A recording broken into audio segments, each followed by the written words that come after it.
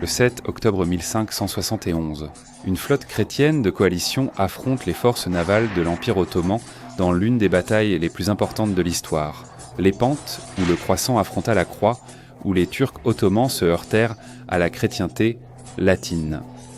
Cervantes, célèbre auteur présent à la bataille, l'a qualifiée de plus belle journée depuis des siècles. Aujourd'hui, la bataille de l'Épante reste l'un des événements les plus mémorables, discutés et étudiés de l'histoire. À la fin du XVIe siècle, l'Empire ottoman turc atteignait son apogée. Les Ottomans dominaient le monde musulman et avaient aussi pénétré en Europe chrétienne. Ils avaient pris Constantinople en 1453 et conquis une grande partie de la Serbie, de la Grèce, de la Bulgarie et de la Hongrie. En effet, les Ottomans étaient en position de menacer l'Italie elle-même. À Rome, le pape craignait qu'un jour les forces ottomanes conquérantes ne défilent dans les rues même de la ville éternelle. En 1570, les Ottomans envahirent Chypre, massacrant des milliers de chrétiens arméniens et grecs. Depuis sa conquête par Richard Cœur de Lion en 1191, Chypre était un site stratégique majeur pour le monde chrétien latin, véritable tour de guet méditerranéenne. Chypre était une cible évidente pour toute puissance voulant dominer la Méditerranée. Face à la situation, le pape Pie V appela à créer une sainte ligue perpétuelle pour unir les puissances chrétiennes dans l'esprit des croisades. Les anciennes rivalités freinaient la coopération, mais à l'été 1571, la papauté, Venise et l'Espagne formèrent une alliance alors que les Ottomans attaquaient Famaguste à Chypre. La flotte combinée de la Sainte Ligue comprenait d'autres États italiens, ainsi que des navires des vaillants chevaliers de Malte, qui avaient vaincu les Turcs en 1565. Don Juan d'Autriche, fils de Charles Quint, dirigeait la Sainte Ligue. Juan s'était distingué en luttant contre les Maures de Grenade. Jeune homme doué et énergique pour prudent, il avait un talent naturel pour le commandement. Il arriva à Naples le 9 août 1571 où il reçut solennellement le magnifique étendard de la Sainte Ligue, une grande image brodée de la crucifixion du Christ, ornée des armoiries des trois alliés.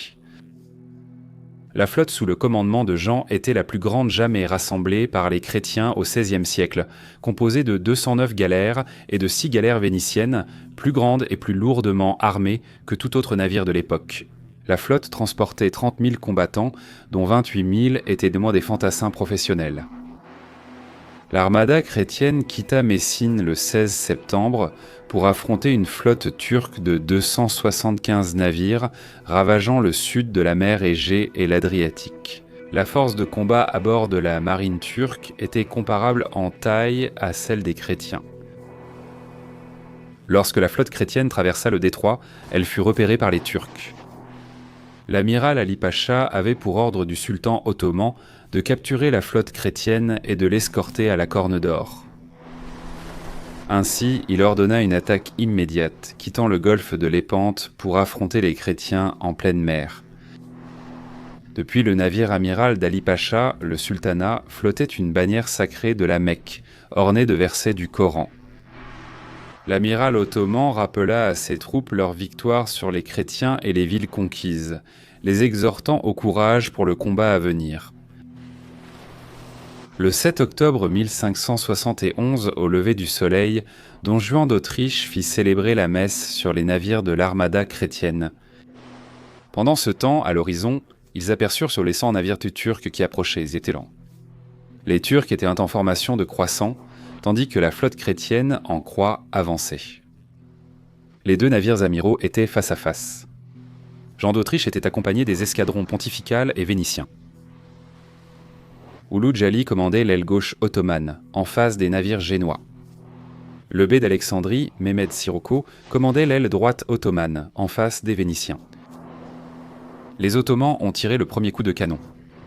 Les chrétiens ont répondu avec un gros boulet de canon, qui a déchiré le gréement ottoman. Les navires turcs ont avancé, poussant des cris de guerre au milieu du vacarme des tambours. Les deux flottes se sont rapidement rapprochées, et bientôt une bataille générale s'est engagée, d'un bout à l'autre de la ligne. À droite, Ocho Sirocco a tenté de déborder les Vénitiens, mais ceux-ci, grâce à leur expérience et à leurs navires supérieurs, ont forcé les Turcs à s'échouer, puis ont poursuivi et massacré les équipages ottomans, en fuite. Le commandant vénitien, Barbarigio, est mort au combat, tout comme Sirocco lui-même, tombant blessé dans la mer, pour être ensuite traîné hors de l'eau et décapité par les Vénitiens. Finalement, toute l'escadre de Sirocco fut détruite. Pendant ce temps, au centre, la bataille principale faisait rage. Les deux navires amiraux, la Sultana et la Réal de Jean d'Autriche, se sont abordés étrave contre étrave avec une telle férocité que la Sultana s'est encastrée dans le gréement de la Réal. Enchevêtrés, les deux navires amiraux formaient un champ de bataille central. Pendant 2 heures, chrétiens et ottomans se sont affrontés violemment, échangeant des tirs d'armes à feu. 2 fois, les hommes de Jean d'Autriche furent repoussés en tentant d'aborder la Sultana. Finalement, Jean mena lui-même l'assaut et monta à bord du navire amiral d'Ali Pacha. Vaillamment, Ali Pacha mena la résistance en personne. Les deux amiraux se sont affrontés directement, l'un contre l'autre. Au milieu des combats, Ali Pacha fut frappé au front par une balle. Il s'effondra sur le pont de son navire, mort. Le chrétien coupa la tête de l'amiral mort et la montra à Don Juan qui restait insatisfait car il respectait son adversaire. Il autorisa ses hommes à exhiber la tête de l'amiral ottoman sur une pique à bord de la Réal. À ce moment, les chrétiens capturèrent la sultane. Une tentative désespérée des Ottomans pour reprendre leur navire amiral échoua.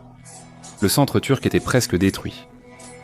À l'intérieur des galères turques, les esclaves chrétiens brisèrent en leurs chaînes, s'emparèrent d'armes et commencèrent à tuer leurs geôliers. Le feu des canons chrétiens acheva alors l'armada ottomane.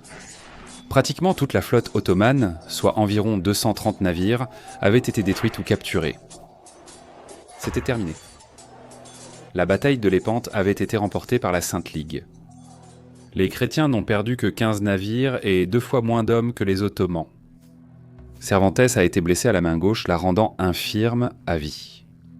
Il écrivit plus tard « Même si elle semble laide, je la trouve belle, car je l'ai reçue lors de l'occasion la plus mémorable et noble que les siècles aient connue ou espèrent de voir. » Le pape Pie V aurait reçu de manière divine la nouvelle du triomphe au moment précis de la mort d'Ali Pacha, s'agenouillant aussitôt et remerciant Dieu devant un crucifix. Assis sur son trône papal, il apprit la victoire par un messager de Jean d'Autriche. Le pape déclara en citant l'Évangile « Il y eut un homme envoyé par Dieu, son nom était Jean. » La nouvelle de la victoire chrétienne se répandit joyeusement à travers l'Europe. Cette fois-ci Venise fut la première à recevoir la nouvelle. La foule attendait anxieusement sur la place Saint-Marc quand une galère surgit de la lagune, traînant des bannières turques capturées sous les transeaux sous les Tartan-Mittirum. Toute la ville éclata dans une frénésie de joie et de soulagement. L'Espagne fut submergée par l'allégresse. Même dans l'Angleterre protestante, le triomphe sur les Ottomans fut célébré par des feux de joie et des chants. Des siècles durant, la victoire de Lépante fut célébrée dans la légende, la chanson, la peinture et la littérature. La Sainte Ligue attribua la victoire à la Vierge Marie, dont ils avaient sollicité l'intercession auprès de Dieu en priant le rosaire. Le pape Pie V institua ce jour comme la fête de Notre-Dame de la Victoire, célébrée aujourd'hui dans l'Église catholique comme la fête de Notre-Dame du Rosaire, le 7 octobre. Les Turcs ottomans ne furent pas anéantis par leur défaite à Lépante.